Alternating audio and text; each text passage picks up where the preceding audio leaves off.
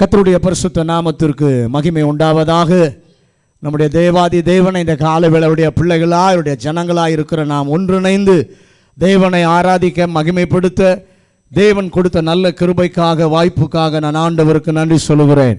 இந்த காலவேளையிலும் கர்த்தர் தம்முடைய வார்த்தையின் மூலமாகவும் நம்மோடு கூட பேசுவாராக, இடைபடுவாராக. நம்முடைய இருதயங்களை திறந்து கொடுப்போம். வாசிக்கலாம். உபாகமத்தின் புஸ்தகம் 32வது அதிகாரம் 4வது வசனம். உபாகமம் 32வது அதிகாரம் 4வது வசனம். அவர் கன்மலை, அவர் கன்மலை, அவர் கிரியை உத்தமமானது, அவர் கிரியை உத்தமமானது, அவர் வழிகள் எல்லாம் நியாயம், அவர் வழிகள் எல்லாம் நியாயம், அவர் நியாயக்கேடில்லாத அவர் நியாயக்கேடில்லாத சத்தியமுள்ள தேவன், அவர் நீதியும் செம்மையுமானவர், அவர் நீதியும் செம்மையுமானவர்.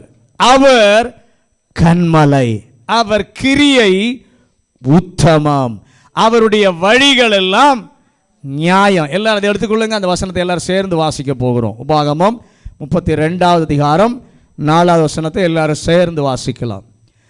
அவர் கன்மலை, அவர் கிரியை உத்தமமானது, அவர் வழிகள் எல்லாம் நியாயம், அவர் நியாயக்கேடில்லாத சத்தியமுள்ள தேவன், அவர் நீதியும் செம்மையும் ஆனவர். அல்லேலூயா. அந்த வசனத்தை பார்க்கும் பொழுது அவர் கன்மலை, அவர் உறுதியானவர், அவர் அசைக்கப்பட முடியாதவர். எந்த வாழ்க்கையாய் இருந்தாலும் அசைக்கப்படாமல் உறுதியாய் இருக்க, உறுதியாய் வைப்பதற்கு வல்லமை உள்ளவர் நம்முடைய தேவன். அல்லேலூயா. அவரை யார் யாரெல்லாம் நம்புகிறார்களோ, நம்பினவர்களை இந்த தேவன் கைவிடுவதில்லை. பக்கத்தில் கை கொடு சொல்லுங்க. இந்த தேவனை கன்மலையாய் இருக்கிறவரை நம்புகிறவர்களை அவர் கைவிடுவதில்லை, அவர்களை புறக்கணிப்பதும் இல்லை. அல்லேலூயா. இவரை எப்பொழுதும் நாம நம்பலாம், எந்த சூழ்நிலையிலும் நம்பலாம், எந்த நிமிடத்திலும் இவரை நாம் நம்பலாம். ஒரு ஆமென் சொல்லுங்களேன். எவருக்கும் உதவி செய்ய இந்த தேவன் வல்லமை உள்ளவர். நம்முடைய இங்கே வந்திருக்கிறதான ஒவ்வொருவருடைய ஆசீர்வாதத்திற்கும், ஒவ்வொருவருடைய முன்னேற்றத்திற்கும் எத்தனை கன்மலை நமக்கு தடையாக, இடையூறாக வந்தாலும் அந்த கன்மலைகள் அத்தனையும் இந்த கன்மலையானவர் தகர்த்து போடுவார். இந்த கன்மலையானவர் உடை தெரிவார். எத்தனை பேர் அதை விசுவாசிக்கிறீங்க? இஸ்ரவேலே கன்மலையாக யோசேப்பை மாற்றினது போல நம்மையும் அநேகருக்கு ஆசீர்வாதமாக இருக்கிற கன்மலையாக தேவன் மாற்றுகிறார். எத்தனை பேருக்கு ஆசை? அநேகருக்கு நான் ஆசீர்வாதமாக இருக்கணும். அப்படிப்பட்ட கன்மலையாய் தேவன் நம்மை மாற்ற வைக்க வல்லவர். கன்மலை என்பதினாலே அவர் அசையாதவர், திடப்பொருள் என்று சொல்லி அர்த்தமல்ல. அவர் கிரியை செய்வார். வசனம் சொல்லுகிறது அவருடைய கிரியை உத்தமமானது.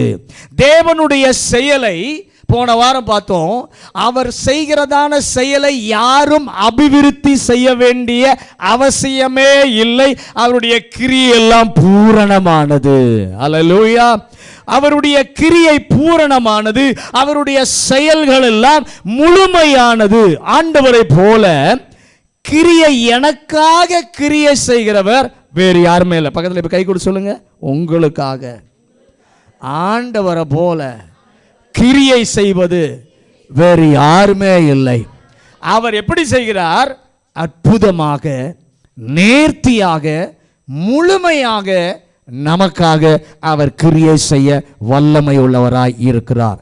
நமக்குள்ளே தேவன் செய்கிற கிரியையானது உத்தமமானது, முழுமையானது. போன வாரம் பார்த்தோம்.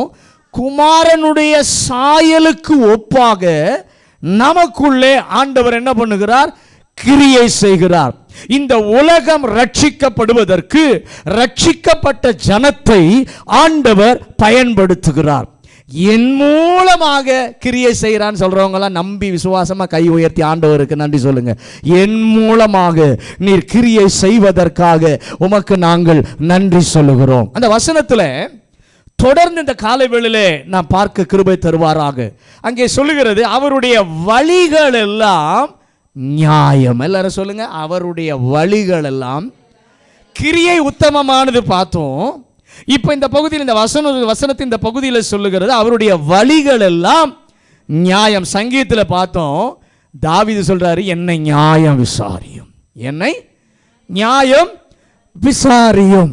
இங்க பார்க்கும்போது ஆண்டவருடைய வழி, நிறைய பேர் சொல்லுவோம் ஆண்டவருடைய வழி பாஸ்டர் உங்களுக்கு வேணா நியாயமா என்ன பண்ணலாம் இருக்கலாம், ஆனா என்னுடைய சூழ்நிலையில பார்க்கும் பொழுது ஆண்டவருடைய வழி எனக்கு நியாயமாவே தெரியல. நம்முடைய வாழ்க்கையில சில சூழ்நிலைகளை பார்க்கும் பொழுது நியாயமாய் இருப்பதை போல அது தெரிவதில்லை. ஆனால் கர்த்தருடைய வார்த்தை உண்மை. எத்தனை பேர் அதை நம்புறீங்க? நமக்கு தெரியலாம் நியாயம் இல்லாதது போல, ஆனால் ஒன்று உண்மை, கர்த்தருடைய வார்த்தை உண்மை.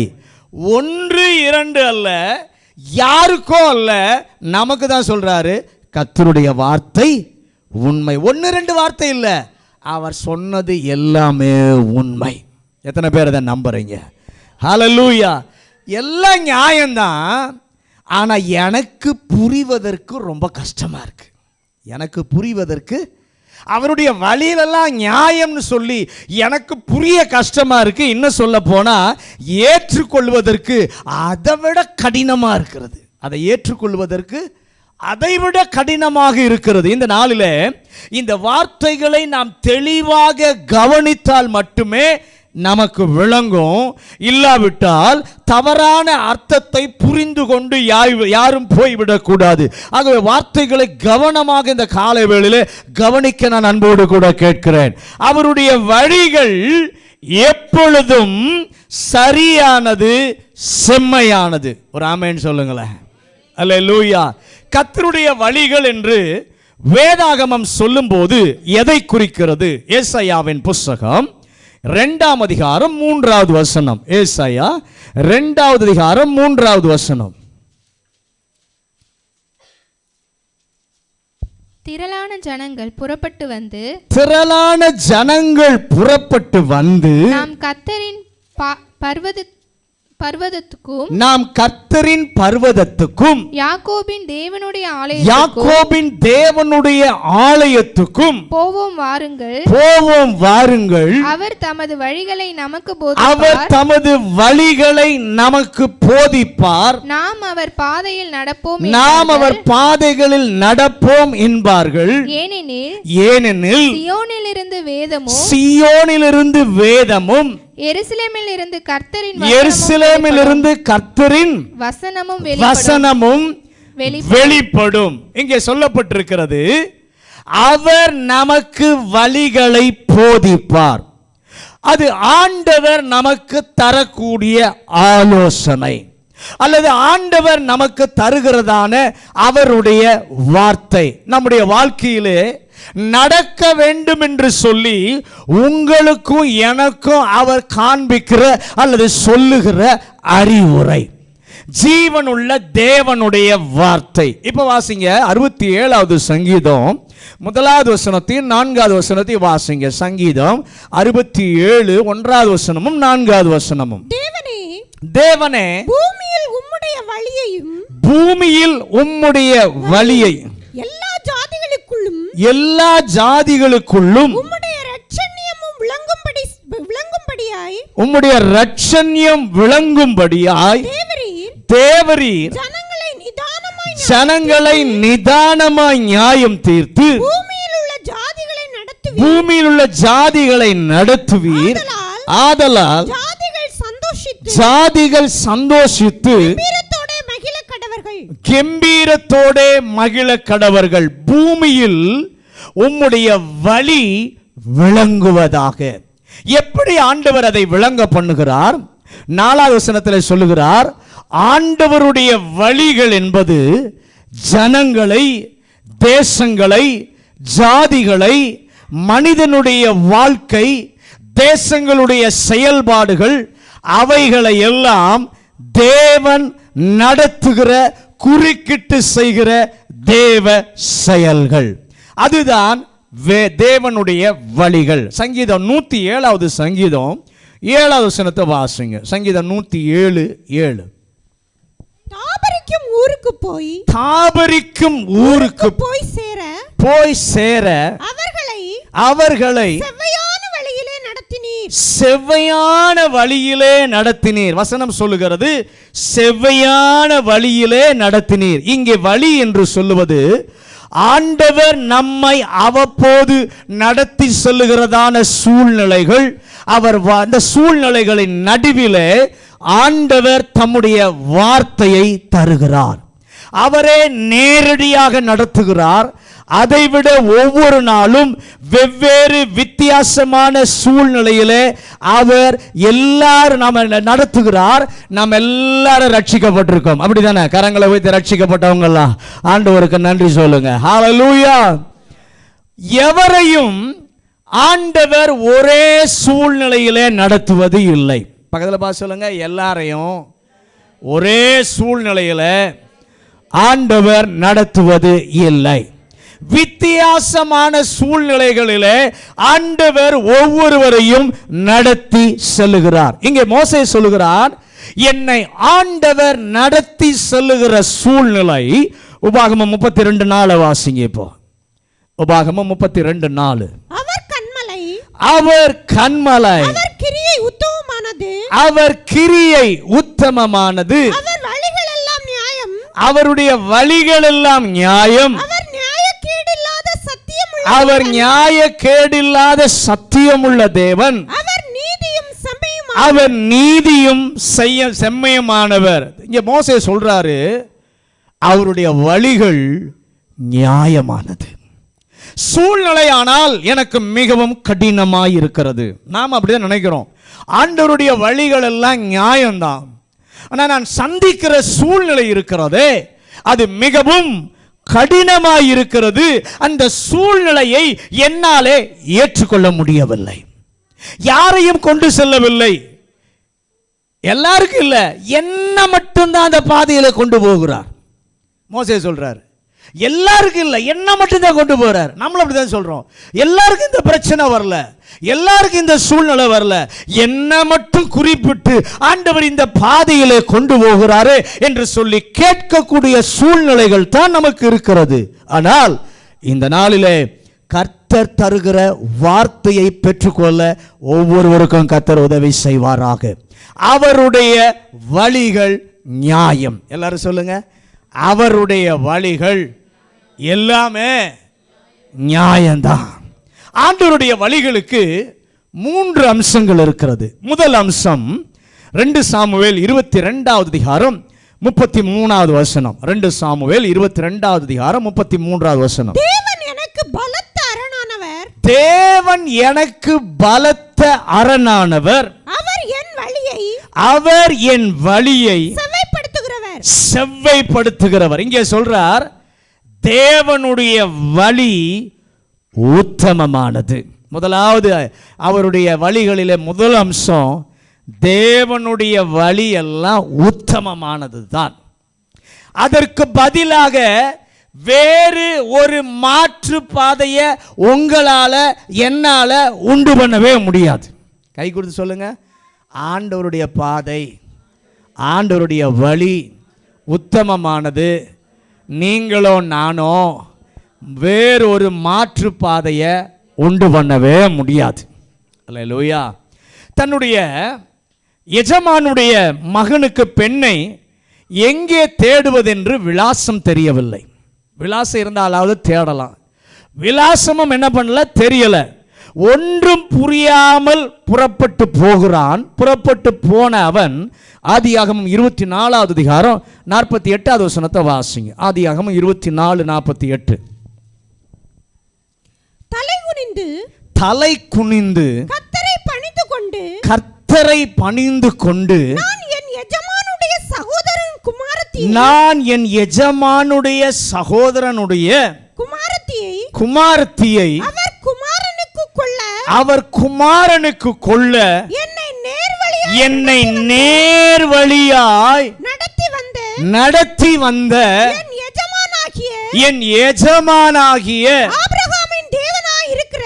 ஆபிரகாமின் தேவனாய் இருக்கிற கர்த்தரை ஸ்தோத்திரிக்கிறேன். இப்படி ஜெபம் பண்றான் எலியாசர்.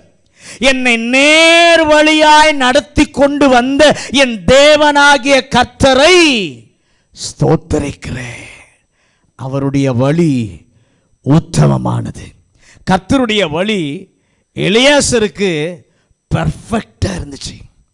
அவருக்கு நேரம் வீணாகவே இல்லை, அலைச்சலே இல்லை. பக்கத்தில் பார்த்து சொல்லுங்க, எலியாசருக்கு கர்த்தருடைய வழி பெர்ஃபெக்டா அமைஞ்சது. நேரம் வீணா செலவாகலை, அலைச்சலும் அங்கேயும் இங்கேயும் நடக்க வேண்டிய அவசியமே இல்லை. நம்முடைய வாழ்க்கையில் ஆண்டவருடைய வழி பெர்ஃபெக்டாக இருக்க அனுமதித்தால் நம்முடைய நேரம் வீணாகாது, நம்முடைய அலைச்சல்கள் இருக்காது. எத்தனை பேர் விசுவாசிக்கிறீங்க? ஒன்றும் தெரியாவிட்டாலும் சரியான இடத்திற்கு கர்த்தர் கொண்டு போவார். ஏனென்றால் அவருடைய வழி உத்தமமானது. எலியாசருக்கு சரியா நேர் வழியாய் நடத்தி போன ஆண்டவர் இந்த காலவேளை நம்ம மத்தியில் உலாவி கொண்டிருக்கிறார். இரண்டாவது அவருடைய அம்சம் ஏசாயாவின் புஸ்தகம் 55வது அதிகாரம் 8வது வசனமும் 9வது வசனமும். ஏசாயா 55, 8, 9. என் நினைவுகள் உங்கள் நினைவுகள் அல்ல, உங்கள் வழிகள் என் வழிகளும் அல்லவென்று கர்த்தர் சொல்லுகிறார். பூமியை பார்க்கிலும் வானங்கள் எவ்வளவு உயர்ந்திருக்கிறதோ அப்படியே உங்கள் வழிகளை பார்க்கிலும் என் வழிகளும் உங்கள் நினைவுகளை பார்க்கிலும் என் நினைவுகள் உயர்ந்திருக்கிறது. ஆமென். ஆண்டவர் சொல்றாரு, உன்னுடைய வழி என்னுடைய வழி அல்ல, உங்கள் வழிகளை விட என்னுடைய வழிகள் உயரமானவைகள். நம்ம நினைக்கிற வழியெல்லாம் சின்னது, ஆனால் ஆண்டவர் நம்மை குறித்து நினைத்திருக்கிற வழி உயரமானது. எத்தனை பேர் அதை விசுவாசிக்கிறீங்க? 1 ராஜாக்கள் 19வது அதிகாரம் 4வது வசனத்தை வாசிங்க. 1 ராஜாக்கள் 19வது அதிகாரம் 4வது வசனம்.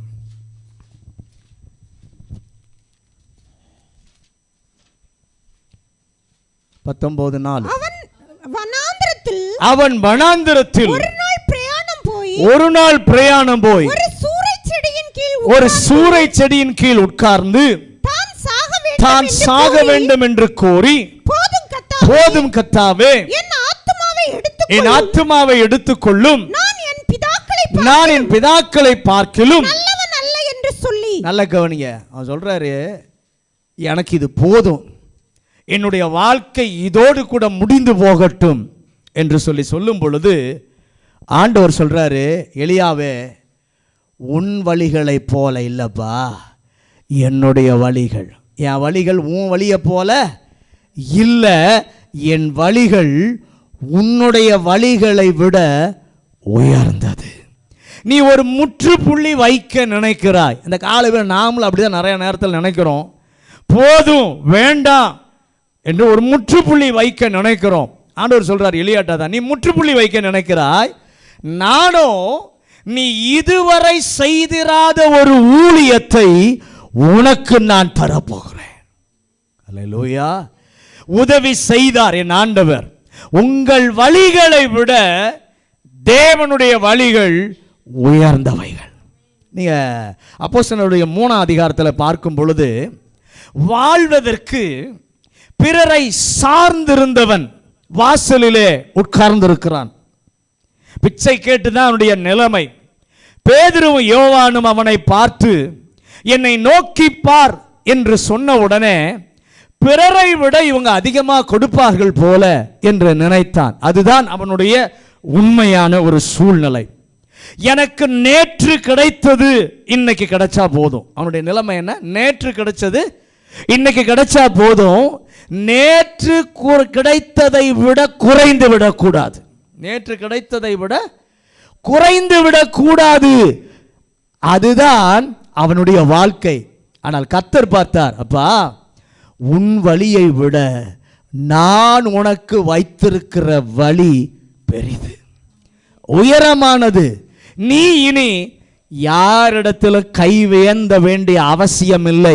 இதுவரை நடக்காத நீ தானாக நடந்து போக உன் வழியை விட என்னுடைய வழி மேலானது என்று சொல்லி ஆண்டவர் காண்பித்தார். இந்த காலை வேளையில ஆராதிக்க வந்திருக்கிற உங்கள் வாழ்க்கையிலும் நீங்கள் போட்டிருக்கிற திட்டங்கள், நீங்கள் போட்டிருக்கிற தீர்மானங்கள், அதைவிட அவர் உங்களுக்காக எனக்காக போட்டு வைத்திருக்கிற திட்டம் உயர்ந்தது, மேலானது, நிரந்தரமானது, மேன்மையானதும் கூட. எஸ்தரின் புஸ்தகம் 4வது அதிகாரம் 9வது வசனம். எஸ்தர் 4வது அதிகாரம் 9வது வசனம். ஆத்தாகு வந்து மொர்தேகாயின் வார்த்தைகளை எஸ்தருக்கு அறிவித்தான். 4:9. சரி, மொர்தேகாய் நினைச்சான், நான் இந்த சூழ்நிலையில பின்னணியிலிருந்து மறைமுகமாகத்தான் நான் செயல்பட வேண்டும் என்று அவ்வப்போது எஸ்தருக்கு அவன் அறிவித்தான். எஸ்தருக்கு வார்த்தைகளை இந்த மொர்தேகாய் என்ன பண்ணுவான்? சொல்லி அனுப்புவான். இதை செய், இதை கவனி, இதை பார் என்று அவன் சொல்லி அனுப்புவான். ஆனால் கர்த்தர் மொர்தேகாய்க்கு சொன்னார், மொர்தேகாயே, உன்னுடைய வழியை விட உனக்காக நான் போட்டு வைத்திருக்கிற வழி பெரிதானது, உயர்வானது. ஹல்லேலூயா, ஹல்லேலூயா. இப்போ இந்த தேசத்தினுடைய செயல்பாடுகள் அனைத்திற்கும் முன்னால் நிற்கிற மொர்தேகாய் என்று மாற்ற தேவன் உண்மையுள்ளவராய் இருந்தார். ஆண்டவரே, கை உயர்த்தி என்னுடைய வாழ்க்கையில நீர் வைத்திருக்கிற உம்முடைய வழிகளுக்காக ஸ்தோத்திரம். நீர் என்னை நடத்தி கொண்டு போகிற சூழ்நிலைக்காக ஸ்தோத்திரம். ஏனென்றால் என்னுடைய வழிகளை விட உம்முடைய வழிகள் உயர்ந்தது, உம்முடைய வழிகள் மேன்மையானது. 3வது அம்சம், 3வது தன்மை, அவருடைய வழிகள் எல்லாம் நியாயம். அவருடைய வழிகள் எல்லாம் நியாயம். உபாகம் 32:4. சொன்னாலும் சரி, சொல்ல மறுத்தாலும் சரி, தேவனுடைய வார்த்தை வழிகள் எல்லாம் நியாயம். ஹல்லேலூயா, ஹல்லேலூயா. ஆனா போகிறதான சூழ்நிலைகளை பார்க்கும் பொழுது நியாயம் என்று சொல்ல முடியாது. ஆனால் கர்த்தருடைய பிள்ளையாயிருந்து கர்த்தருக்கு முன்பாக உண்மையாயிருந்தால் இதைவிட நியாயமாக வேறு ஒன்றும் இருந்திருக்காது என்று சொல்லி கடைசியிலே ஆண்டவர் சொல்ல வைப்பார். நமக்கு ஆசை என்ன தெரியுமா? முதல்லையே சொல்லிடணும். ஆனா ஆண்டவர் கர்த்தருடைய வழிகள் நியாயமானது என்று எப்ப சொல்ல வைப்பார்னா இறுதியில் தான் கர்த்தர் சொல்ல வைப்பார். பக்கத்தில் கை கூட சொல்லுங்க, ஆண்டவர் முதலிலே சொல்ல வைக்க மாட்டார், கடைசியில் சொல்ல வைப்பார். கர்த்தருடைய வழிகள் நியாயம். அல்லேலூயா. நல்ல கவனிங்க, நமக்கு ஆசை முதல்லையே, ஆனால் கர்த்தர் பின்பாக சொல்ல வைக்கிறார். நமக்கு புரியவே மாட்டேங்குது. இந்த வார்த்தைகளை கவனமாக இந்த காலை வேளையில் கேட்க நமக்கு கர்த்தர் கிருபை தருவாராக. அவனுடைய சகோதரர்களை பார்ப்பதற்காக தகப்பன் அழைக்கிறார். மகனை அழைத்து, அப்பா நீ போய் சகோதரரை விசாரித்து வா, சகோதரர்களுக்கு கொண்டு போய் கொடுத்து கொண்டு வா என்று சொல்லி அப்பா கூப்பிடுகிறார். அப்பாவுடைய சொல்லுக்கு கீழ்ப்படிந்து போகிறான். அப்பா சொன்னதுனால தான் போகிறான். நல்ல கவனி, அப்பா சொன்னதுனால தான் போகிறான். எதற்காக போகிறான்? உதவி செய்ய போகிறான். ஆனால் போகிற பொழுது அவனை கொலை செய்ய நினைக்கிறார்கள். எப்படி நியாயம் என்று அதை சொல்ல முடியும்? அப்பா சொல்படி கேட்டு தான் போகிறான், நன்மை செய்ய தான் போகிறான், உதவி செய்ய தான் போகிறான். ஆனால் அவனை கொல்ல நினைக்கிறார்கள். அது நியாயம் என்று சொல்ல முடியும்? எப்படி நியாயம்னு சொல்ல முடியும்? குழியில இருந்த அவனை வெளியே தூக்கி தெரியாத ஒரு தேசத்திற்கு விற்று போடுகிறார்கள். எப்படி அதை நியாயம் என்று சொல்வது?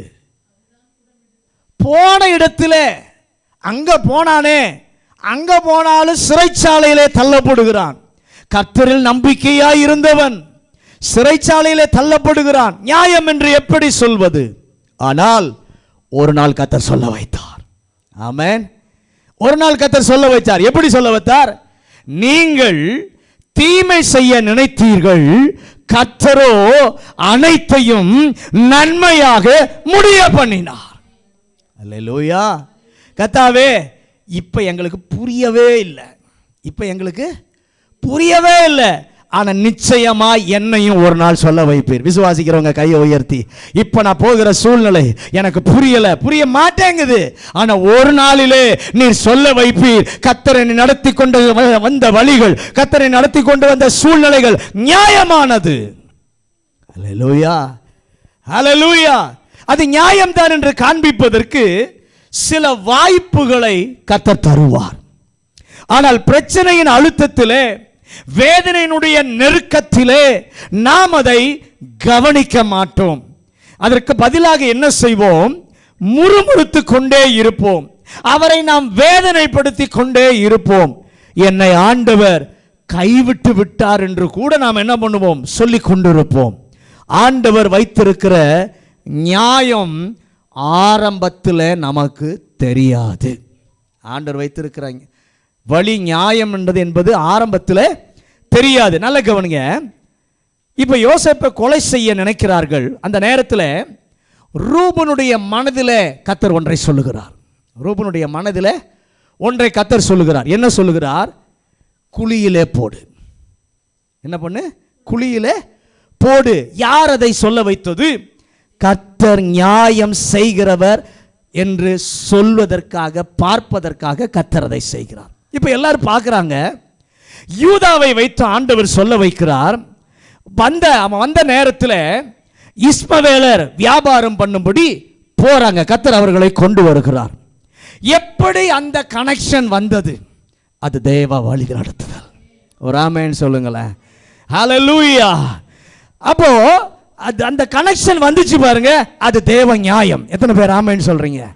இவனை குழியிலிருந்து எடுத்து சரியா பார்க்கும்போது இஸ்மவேலர் போறாங்க, இவனை தூக்கி வித்தரலாம். இந்த கனெக்ஷனை கொண்டு வந்தது தேவனுடைய நியாயம். கொல்லப்படாமல் பாதுகாப்பதற்கு கர்த்தர் வழி செய்கிறார். ஹல்லேலூயா, ஹல்லேலூயா. கடைசியாக ஆண்டவர் செய்தது, இவ்வளவு நெருக்கத்தில் இருக்கிறான். இந்த நெருக்கத்தில் இருக்கும்போது ஆண்டவர் பார்வோனுக்கு கர்த்தர் சொப்பனம் கொடுக்கிறார். பார்வோனுக்கு சொப்பனம் வந்ததினால் தான் யோசேப்பினாலே உயர முடிந்தது. அல்லேலூயா. இத்தனை பாதை நெருக்கங்கள் இருந்தாலும் கர்த்தர் செய்வது நியாயம் என்பதை அவ்வப்போது ஆண்டவர் நிரூபித்துக் கொண்டே இருக்கிறார். ராமேன் சொல்லுங்களேன். உங்க வாழ்க்கையிலும் ஆண்டவர் கொண்டு போகிற சூழ்நிலைகளிலே, ஆண்டவர் போகிற வழிகளிலே, ஆண்டவருடைய வழிகளிலே போகும்போது சில சூழ்நிலைகளிலே ஆண்டவர் அவ்வப்போது உங்களுக்கு காண்பித்து கொண்டே இருப்பார். நான் கொண்டு போகிற வழி சரியான வழி, நான் கொண்டு போகிற வழி நியாயமானது என்பதை அவ்வப்போது உங்களுக்கு என்ன பண்ணுவார்? ஆண்டவர் காண்பித்து கொண்டிருப்பார். அல்லேலூயா. இந்த நாளில் தேவனை ஆராதிக்க வந்திருக்கிற தேவ பிள்ளையே, நீங்கள் போகிற பாதை எவ்வளவு வேதனை நிறைந்ததாய், எவ்வளவு கசப்பு நிறைந்ததாய், எவ்வளவு நெருக்கம் நிறைந்ததாய், எவ்வளவு பாரம் நிறைந்ததாய் இருந்தாலும் அதனிடத்தில் கர்த்தர் உங்களுக்காக செய்கிற அனுகூலமான நியாயங்களை பார்ப்பதற்கு கர்த்தர் உதவி செய்வாராக. சீக்கிரத்தில் சொல்ல வைப்பார். என் வாழ்க்கையில் நடந்த அனைத்தும் நியாயம் என்று உங்க வாய்களாலே கர்த்தர் சொல்ல வைப்பார். அல்லேலூயா. கர்த்தருடைய வழிகள் எப்பொழுதும் நியாயமானவைகள் என்று சாட்சி பகர்ந்த 3 பேர் உண்டு. 3 இடங்கள் வேதாகமத்தில் உண்டு. அதை இன்றைக்கு பார்க்க போகிறோம். முதலாவது, அவருடைய வழி நியாயமானவைகள் என்று சாட்சி பகர்ந்தவர் யார் என்று சொன்னால் மோசே. உபாகமத்தின் புஸ்தகம் 32வது அதிகாரம் 4வது வசனம். உபாகமம் 32:4. அவர் கன்மலை, அவர் கிரியை உத்தமமானது, அவர் வழிகளெல்லாம் நியாயம், அவர் நியாயக்கேடில்லாத சத்தியமுள்ள தேவன், அவர் நீதியும் செம்மையுமானவர். முதலாவது ஆண்டவர் என்ன செய்கிறார் என்று சொன்னால் பாட வைப்பார். முதலாவது ஆண்டவர் என்ன செய்வார்? பாட வைப்பார். எந்த சூழ்நிலையிலே? ஒடுக்கத்தின் நடுவிலே, இடுக்கத்தின் நடுவிலே என் தேவன் நியாயமானவர் என்று சொல்லி கர்த்தர் பாட வைப்பார். எத்தனை பேர் இதை ஆமோதிக்கிறீர்கள்? இங்கே பார்க்கும் பொழுது மோசே இந்த அறிக்கையை மோசே செய்கிறான். ஆண்டவரே, உம்முடைய வழிகள் எல்லாம் கொஞ்சம் அமைதியாத்தான் இருக்கும். ஏனென்றால் எல்லாரும் நாங்கள் அந்த பாதையில் போயிட்டு வந்திருக்கிறோம், அந்த பாதையில் போகிறோம், போயிட்டு வந்தவங்களும் இருக்கிறோம். எந்த சூழ்நிலையில் சொல்லுகிறான்? வாக்குத்தத்த நாட்டினுடைய விளிம்பு வரைக்கும் கர்த்தர் அவர்களை கொண்டு வருகிற பாதையை திரும்பி பார்த்து சொல்லுகிறான். எத்தனையோ சூழ்நிலை வந்துச்சு, அவர் வழிகள் எல்லாம் நியாயம், ஆனால் அந்த வழியெல்லாம் எளிதானதாக இல்லை. அந்த வழியெல்லாம் எளிதானதா இல்லை. இப்போ பக்கத்து கை கொடுத்து சொல்லுங்க, அவருடைய வழி நியாயம்தான், ஆனால் அந்த வழி அவ்வளவு எளிதானது அல்ல. ஹல்லேலூயா, ஹல்லேலூயா. நல்ல கவனிங்க, எப்படி இருந்தது? தீர்மானம் செய்யும் போதெல்லாம் சூழ்நிலை கடினமாகும். தீர்மானம் செய்யும் போதெல்லாம் சூழ்நிலை கடினமாகும். பாதையிலே இவர்களை கொண்டு வருகிறார், கர்த்தராலே இவர்கள் நடத்தப்படுகிறார்கள், தேவனுடைய பிள்ளைகள், ஆண்டவருடைய ஆசீர்வாத நன்மைகள் எல்லாம் இருக்கிறது. இவை எல்லாம் இருந்தாலும் அவர்கள் பாதையிலே ஒரு நல்ல தீர்மானம் செய்ய நினைத்தால் உடனே பிரச்சனை வருது. நம்ம வாழ்க்கையில் அப்படிதான். பாஸ்டர், ஒரு தீர்மானம், நல்ல தீர்மானம் செய்கிறேன், செஞ்ச உடனே என்ன ஆகுது? பிரச்சனை ஸ்டார்ட் ஆகுது. நல்ல கவனிங்க. இப்போ அதை கொஞ்சம் விளக்கி சொல்கிறேன். ஆண்டவர் மோசேயை பார்த்து சொல்லுகிறார், நான் உன்னை எகிப்து தேசத்திற்கு அனுப்புகிறேன், நீ அவர்களை விடுதலையாக்கி கொண்டு வருவாய் என்று சொல்லுகிறார். மோசே இதை கேட்டு போய் இஸ்ரவேல் ஜனங்களிடத்தில் அவன் சொல்லுகிறான், கர்த்தர் அற்புதம் செய்வார். முதல் முறையாக அவர்கள் எல்லாரும் ஒரு மனிதனை விசுவாசிக்க ஆரம்பிக்கிறார்கள். மோசேயின் மேலே விசுவாசம் வைத்தார்கள். கர்த்தர் எங்களை அழைத்து கொண்டு போவதற்கு ஒரு ஆளை தந்திருக்கிறார், இது நடந்துவிடும் என்று சொல்லி அவர்கள் நம்பி வருகிறார்கள். அடுத்த அதிகாரத்தில் மோசே பார்வோனுக்கு முன்னால போய் நிற்கிறான். எங்கள் தேவன் அவருக்கு ஆராதனை செய்ய எங்களை புறப்பட சொல்லுகிறார் என்று சொன்ன உடனே ஆரம்பித்தது பாருங்க பிரச்சனை. எங்க தேவன் எங்களை அவரை ஆராதிக்க புறப்பட சொல்லுகிறார் என்று சொன்ன உடனே பிரச்சனை ஸ்டார்ட் ஆச்சு. அது வரைக்கும் 1ஆம் தேதி ஆனால் ஒழுங்காக சம்பளம் வந்துச்சு. 1ஆம் தேதி ஆனால் ஒழுங்காக என்ன பண்ணுச்சு? சம்பளம் வந்துச்சு. என்னைக்கு எங்கள் தேவன் எங்களை ஆராதிக்க புறப்படுகிறார்னு சொன்னானோ அன்னையிலிருந்து சம்பளம் கட்டு, அன்னையிலிருந்து சம்பளம் கட்டு.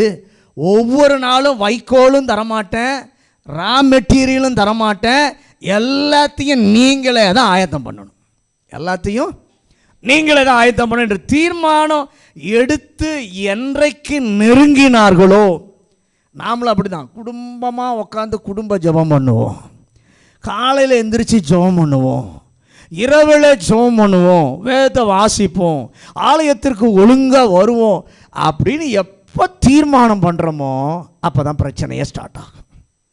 அப்போ தான் பிரச்சனையே என்ன பண்ணும்? ஸ்டார்ட் ஆகும்.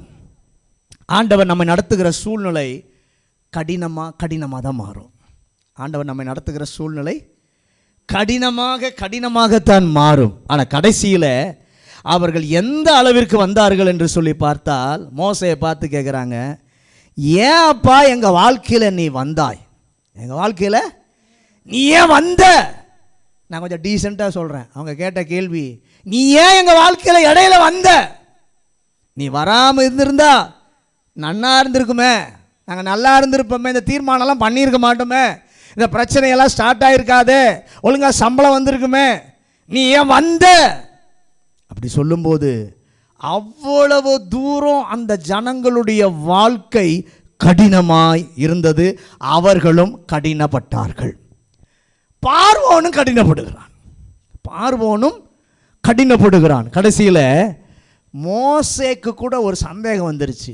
என்ன ஆண்டவரே, நீர்தான் என்னை அனுப்பினீரா, நீர்தான் என்னை அனுப்பினீரா என்று நினைக்கக்கூடிய அளவிற்கு கடினமாக மாறியது. இந்த நாளில் இதை கேட்கிற தேவ பிள்ளையே, உங்களுடைய ஆவிக்குரிய வாழ்க்கையில் புதிய புதிய தீர்மானங்களை செய்ய கர்த்தர் உங்களை நடத்தின பாதையில் எல்லாம் கடினமும் இருக்க முகமாய் மாறினதை போல் இருக்கிறதா? இந்த காலை வேளையில் கவனியுங்கள். மோசேயை அவருடைய வழிகள் நியாயம் என்று பாட வைத்த தேவன் உங்களையும் பாட வைப்பார். அல்லேலூயா. மோசே மட்டுமல்ல, எல்லாரும் பாடப்படக்கூடிய இஸ்ரவேலுடைய பாடலாக மாறினது. எல்லா இஸ்ரவேலரும் அதை பாட இந்த கர்த்தர் வைத்தார். மோசே அழைத்த போது ஆண்டவர் சொன்னார், அவங்க வெறுமையாய் போவதில்லை, அவர்கள் எகிப்தியரை கொள்ளையடித்து கொண்டு நிறைவான ஆசீர்வாதத்தை கொண்டு சுதந்திரத்து கொண்டு போவார்கள் என்று சொல்லி கொண்டு வந்து பார்த்தால் மோசேக்கு இப்போ விசுவாசம் போயிரும் போல இருக்கு. நடக்கிற சூழ்நிலைகளை பார்த்தா மோசேக்கு என்ன பண்ண விசுவாசம் தளர்ந்து போகிற ஒரு சூழ்நிலையாய் இருக்கிறது. ஒன்று நல்ல கவனிங்க, ஒன்றும் வருவதாக தெரியலை, சூழ்நிலை ஒன்றும் நடப்பதாக தெரியலை. ஏன்னா மோசையும் விரட்டப்பட்ட ஒரு சூழ்நிலை. பார்வோன் சொல்கிறான், இனி என் முகத்தில் நீ வந்து பார்க்கக்கூடாது, இனி என் முகத்தை நீ என்ன பண்ணக்கூடாது, வந்து பார்க்க கூடாது என்று சொல்லும் அளவிற்கு கடினம். ஆனால் ஒரு நாள் வந்தது, அன்னைக்கு எகிப்தியரே சொன்னாங்க, எவ்வளவு வேணுமோ எடுத்துகிட்டு போங்க, எவ்வளோ வேணுமோ எடுத்துகிட்டு போங்க. கை உயர்த்தி ஆண்டவருக்கு நன்றி சொல்லுங்களேன். ஹல்லேலூயா. எகிப்தியர் வெறும் கையோடு, எகிப்திற்கு இவங்க வரும்போது வெறும் கையோடு வந்தாங்க. ஆனால் எகிப்தை விட்டு போகும்போது திரளானதை சுமந்து கொண்டு போக இந்த ஆண்டவர் மோசேக்கு கொடுத்த வாக்குத்தத்தம் நிறைவேறினது. பாதை கடினமாய் இருந்தது, ஆனால் இறுதியிலே சொல்ல முடிந்தது. என்ன சொல்ல முடிந்தது? கர்த்தர் எங்களை நடத்தினது நியாயம். என்ன நியாயம்? என்ன நியாயம் பாதல இருக்கு? ஆண்டவர் சொல்வார், இந்த நெருக்கம் மட்டும் வரலன்னா 430 வருஷம் நீ ஜெபம் பண்ணியே இருக்க மாட்ட. இந்த நெருக்கம் மட்டும் வரலன்னா 430 வருஷம் நீ என்ன பண்ணியிருக்க மாட்ட? ஜெபம் பண்ணி இருக்கவே மாட்ட. என்னை நோக்கி பார்த்திருக்கவே மாட்டீர்கள். அவர்களை சந்திக்க வந்தபோது சொன்ன முதல் வார்த்தை, அவர்கள் கூக்குரலை கேட்கவே கேட்டேன். அல்லேலூயா. கைகளை உயர்த்தி ஆண்டவரே, பல நேரத்தில் உம்மை நெருங்க நெருங்க சூழ்நிலைகள் கடினமாகிறது என்றால் அப்பதான் உபவாசமே எடுக்காத ஆள்லாம் உபவாசம் எடுக்கும். சூழ்நிலை கடினமாகும் போது, பிரச்சனை அதிகமாகும் போது தான் உபவாசமே எடுக்காத ஆளெல்லாம் என்ன பண்ணும்? உபவாசம் எடுக்கும். சில ஆள் சொல்லும், முழங்கால் போட்டு தான் ஜெபம் பண்ணணுமா, நின்று நடந்து ஜெபம் பண்ணா இந்த ஆண்டவர் கேட்க மாட்டாரா அப்படின்னு கேட்கும். ஆனால் அந்த ஆளும் பிரச்சனை வந்த உடனே முட்டி காயிற வரைக்கும் என்ன பண்ணும்? முழங்கால் போட்டு என்ன பண்ணும்? ஜெபம் பண்ணும். ஹல்லேலூயா. இது நல்லா கவனிங்க, அப்பதான் புரியுது இது நியாயம். இது இஸ்ரவேலர் தேவன் நடத்தி. யாத்திராகமம் 13 அதிகாரம் 17-18 வசனங்களை வாசிங்க. யாத்திராகமம் 13 அதிகாரம் 17-18. பார்வோன் ஜனங்களை போக விட்ட பின் ஜனங்கள் யுத்தத்தை கண்டால் மனமடிந்து எகிப்துக்கு திரும்புவார்கள் என்று சொல்லி பெலிஸ்தரின் தேசம் வழியாய் போவது சமீபமாய் இருந்தாலும் தேவன் அவர்களை அந்த வழியாய் நடத்தாமல் சிவந்த சமுத்திரத்தின் வனாந்தர வழியாய் ஜனங்களை சுற்றி போக பண்ணினார். இஸ்ரவேல் புத்திரர் எகிப்து தேசத்திலிருந்து புறப்பட்டு போனார்கள். நல்ல கவனிங்க, பெலிஸ்தரின் நாட்டு வழியா போயிருந்தா 40 நாள்ல போயிருக்கலாம். பெலிஸ்தரின் நாட்டு வழியா போயிருந்தா 40 நாள்ல போயிருக்கலாம். ஆனா கர்த்தர் நினைக்கிறார், சிவந்த சமுத்திரத்தின் வழியாக வனாந்திரத்தின் வழியாக கொண்டு போவேன் என்று சொல்லி ஆண்டவர் பிளான் பண்ணிட்டார். ஆண்டவர் பிளான் பண்ணிட்டார். மெயின் ரோட்ல கொண்டு போயிருக்கலாம். அதற்கு பதிலாக இப்படி ஒரு பாதையா என்று சொல்லி சொன்னால் கர்த்தர் சொல்லுவாரு, இப்போ உனக்கு புரியாது. ஆனால் கொஞ்ச நேரம் போனால் உனக்கு புரியும். நம்ம நினைப்போம் சில நேரத்தில் அழகாக ஆண்டவர் மெயின் ரோடு வழியாக குழுங்கள் எதுவும் இல்லாமல் ஆண்டவர் அப்படி நடத்தினா நல்லா இருக்குமே, ஏன் என்னை வனாந்தரமான பள்ளம் மேடு இருக்கிற இடத்துல எல்லாம் கரடு முருடு இருக்கிற இடத்துலலாம் ஆண்டவர் கொண்டு போகிறார் என்று சொல்லி கேட்டால் ஆண்டவர் சொல்லுவார், மகனே மகளே இப்போ உனக்கு புரியாது, கொஞ்ச நேரம் ஆனால் என்ன பண்ணும் உனக்கு புரியும். சிவந்த சமுத்திரம் வந்தால் தான் எகிப்தினுடைய சேனையை என்னால் அழிக்க முடியும். அல்லேலூயா. ஏனென்றால் உன்னுடைய பிள்ளைகளை தண்ணீரில் போட்டு கொல்ல சொன்னானே, அந்த பார்வோனின் சேனையை தண்ணீரிலே போட்டு அழிப்பதற்கு அந்த பாதையிலே போனால் தான் நடக்கும் என்று சொல்லி கர்த்தர் காண பண்ணினார். வனாந்திரத்தில் கொண்டு போகிறீரே, ஊரா கொண்டு போனா பசி எடுத்தா ஏதாவது கடையில் வாங்கி சாப்பிடுவோமே, ஆனா வனாந்திரத்தில் கொண்டு போகிறீரே, ஏதாவது ஊர் வழியா அப்படி கொண்டு போனீங்கன்னா அப்படியே கண்ணில் பார்க்கறதையெல்லாம் பசிச்சா கண்டதையும் நான் வாங்கி என்ன பண்ணுவேன், சாப்பிட்டுக்குவேன். வனாந்திரத்தில் போனால் ஒன்றும் இருக்காது. இது நியாயமா? நியாயமாக தெரியவில்லை. ஆனால் கர்த்தர் பார்த்தார், வனாந்திரத்தில் காடை இல்லை என்று சொல்லி அவருக்கு நன்றாக தெரியும். வனாந்திரத்தில் காடை இல்லை என்பது ஆண்டவருக்கு நன்றாக தெரியும். ஆனால் டெய்லி மன்னாவை சாப்பிடுவதற்கு ரெடிமேடாக கர்த்தர் கொடுத்தார். ஃபாஸ்ட் ஃபுட்டில் போய் உக்காந்தா கூட கொஞ்சம் நேரம் வெயிட் பண்ணால் தான் வரும். ஃபாஸ்ட் ஃபுட்டில் போய் உக்காந்தா கூட கொஞ்சம் நேரம் வெயிட் பண்ணால் தான் என்ன பண்ணும், வரும். ஆனால் இங்கே வெயிட் பண்ணாதபடி காலையில் எழும்பும் போதே வீட்டு வாசலிலே மன்னா இருக்கும்படி கர்த்தர் செய்தார். வனாந்திரத்தில் நடக்க பண்ணினார். கஷ்டமாய் தெரிந்தது. ஆனால் ஆண்டவர் இடையிடையே அவர்களுக்கு காண்பித்தார். என்ன காண்பித்தார்? உபாகமம் 29வது அதிகாரம் 5வது வசனத்தை வாசிங்க. உபாகமம் 29:5. கர்த்தராகிய நான் உங்கள் தேவன் என்று நீங்கள் அறிந்து கொள்ளும்படிக்கு நான் 40 வருஷம் உங்களை வனாந்திரத்தில் நடத்தினேன். உங்கள் மேலிருந்த வஸ்திரம் பழையதாய் போகவில்லை. உங்கள் காலில் இருந்த பாதரட்சைகள் பழையதாய் போகவும் இல்லை. நல்ல கவனிங்க, நம்ம வாங்குற செருப்பெல்லாம் 3 மாதம் கூட வரமாட்டேங்குது. 3 மாதம் கூட வரமாட்டேங்குது. சிலருக்கு 6 மாதம் வருது. ஆனால் இங்கே பாருங்களேன், காலில் போட்ட பாதரட்சை பழசு ஆகலை, தேஞ்சும் போல. நடந்த பாதை வனாந்தரம், நடந்த பாதை வனாந்தரம். ஆனால் எத்தனை கல்லுகளில் குத்தி இருந்தால் எத்தனை ஓட்டையெல்லாம் உளுந்துருக்கணும் செப்பலில். ஆனால் 40 வருஷமாக பாதரட்சை தேய்ந்தும் போகலையாம், காலும் வீங்கலையாம். நம்ம கொஞ்சம் நேரம் நடந்தால் இங்கேருந்து சர்ச்சுக்கு வந்தால் கால் வீங்குது, கால் வலிக்குதுன்றோம். இவங்க 40 வருஷம் நடந்தாங்க, செருப்பும் தேயலை, காலும் வீங்கலை. ஒரு ஆமேன்னு சொல்லுங்களேன். அடுத்து சொல்றாரு, வஸ்திரம் பழையதாகவே இல்லை, பலவீனன் ஒருவனும் இருந்ததில்லை. அவர் தான் கொண்டு போகிறார். கொண்டு போகும்போது அவருக்கு நல்லா தெரியும், கடை இருக்காது, பேட்டா ஷூ கம்பெனி எல்லாம் இருக்காது வழியில். பேட்டா ஷூ கம்பெனி எல்லாம் வழியில் இருக்காதுன்றது அவருக்கு நல்லா தெரியும். ஒரு ஆமேன்னு சொல்லுங்களேன். ஹல்லேலூயா. கடை இருந்தால் ரெடிமேட் ஷர்ட் வாங்கலாம், எல்லாம் தெரியும். கடை இருக்காதுன்னு தெரியும். வஸ்திரம் பழமையாய் போகவே இல்லை, போட்டது போட்ட மாதிரி புதுசாக இருக்கு. ராமேன்னு சொல்லுங்களேன். ஹல்லேலூயா.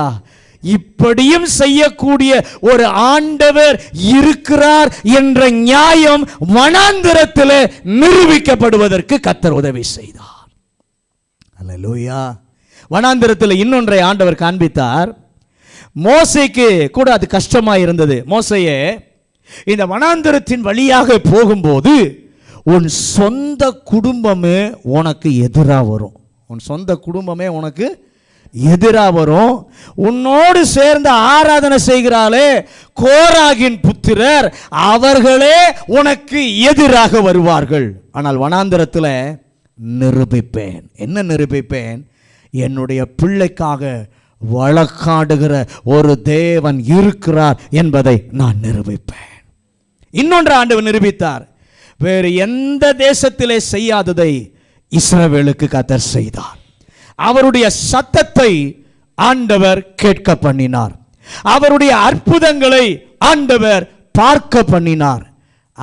அவருடைய மகிமையின் பிரசன்னத்தை பார்க்க பண்ணினார்.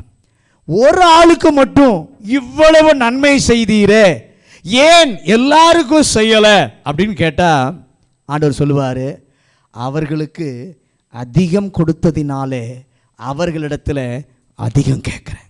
அதிகம் கொடுத்ததினால அதிகம் என்ன பண்ணுகிறேன், கேட்கிறேன். எத்தனையோ பேர் கோபம் கொண்டு தப்பித்தார்கள். ஆனால் ஒரு சின்ன கோபப்பட்டதினால மோசேயை வரவிடாமல் கர்த்தராக்கி விட்டார்.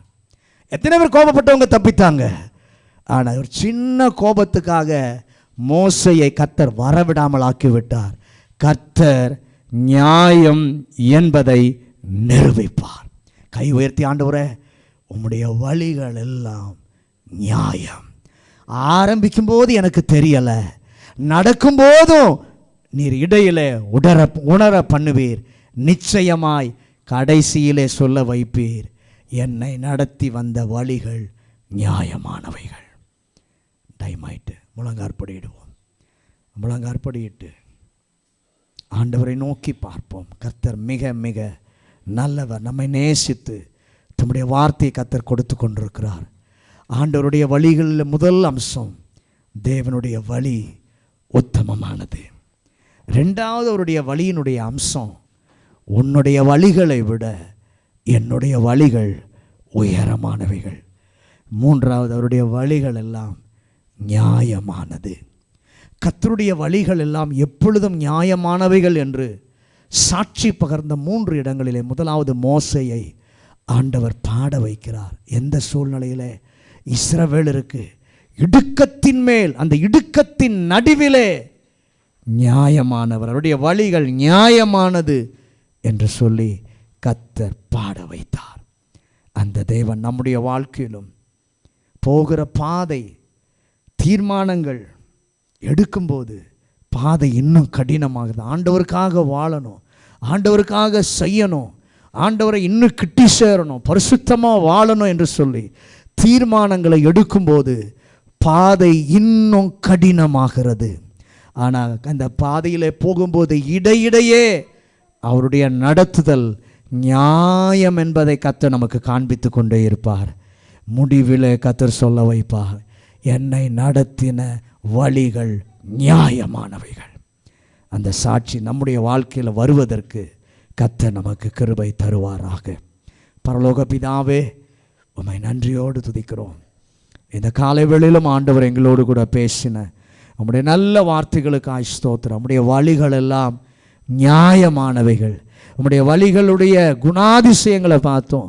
உம்முடைய வழிகள் நியாயமானவைகள் என்று சொல்லி சாட்சி பகர்ந்த ஆண்டவரே மோசே குறித்து இந்த காலையில் எங்களோடு கூட பேசினீர். பாதைகள் கொண்டு போகிற பாதை இடுக்கத்தின் பாதையாக இருக்கலாம், நெருக்கத்தின் பாதையாக இருக்கலாம். கர்த்தருக்காக செய்யணும், கர்த்தருக்காக வாழணும் என்று சொல்லி நாங்கள் தீர்மானங்களை எடுக்கும்போது ஆண்டவரே இன்னும் கடினமாகிறது. ஆனால் இடையிடையே இந்த கடினமான சூழ்நிலைகள் வரும்போதும் உம்முடைய வழிகள் நியாயமானது என்பதை அவ்வப்போது கர்த்தர் காண்பித்து வருகிறீர். இறுதியிலே சொல்ல வைப்பீர், கர்த்தர் என்னை நடத்தி வந்த வழிகள் எல்லாம் நியாயமானவைகள் என்று சாட்சி பகருகிற அனுபவத்தை வந்திருக்கிற ஒவ்வொரு பிள்ளைகளுக்கும் கர்த்தர் தருவீராக.